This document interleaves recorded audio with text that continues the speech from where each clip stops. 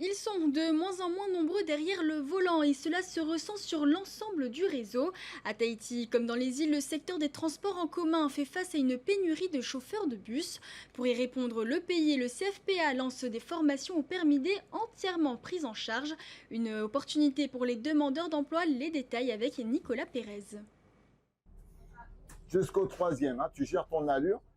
Les gestes sont encore un peu hésitants, mais la volonté est là. Anne-Marie est l'une des 6 stagiaires sélectionnées pour intégrer la formation au permis de transport en commun lancée par le CFPA et le pays. Okay. Voilà, c'est bien Anne-Marie, frein à main, point mort. J'étais toujours attirée par les véhicules de grosse taille, de taille énorme comme les poids lourds, les bus. Et au début d'année, il y a eu l'occasion, l'appel d'offres du CFPA pour les candidats et je me suis dit, c'est maintenant, parce qu'il n'y avait pas d'auto-école en fait, qui formait au permis D. Une initiative payante car le pays est en manque de chauffeurs pour accompagner sa politique de transport en commun. Le besoin en termes de chauffeurs sur le marché de l'emploi polynésien à 160. Et ce besoin, il est très important en raison du fait que depuis janvier 2019, il n'y a plus aucune entreprise privée qui offre une formation en fait, pour passer le permis D sur le territoire. Le gouvernement a une politique ambitieuse en matière de développement du transport en commun.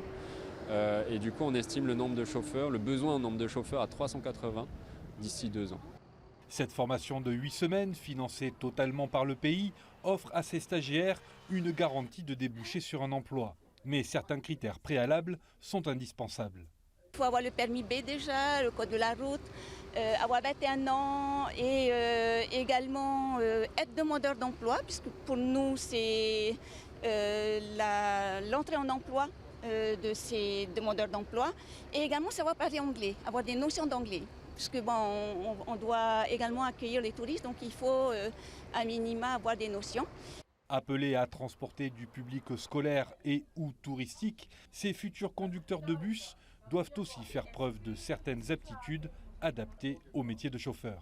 La première qualité, c'est la confiance en soi, bien maîtriser son véhicule et être présent avec toutes les personnes qu'il y a autour en circulation et protéger et surveiller tous les passagers qu'on a à l'intérieur de son véhicule. 6 formations de 10 stagiaires sont prévues chaque année, pour un coût d'1 800 000 francs par session.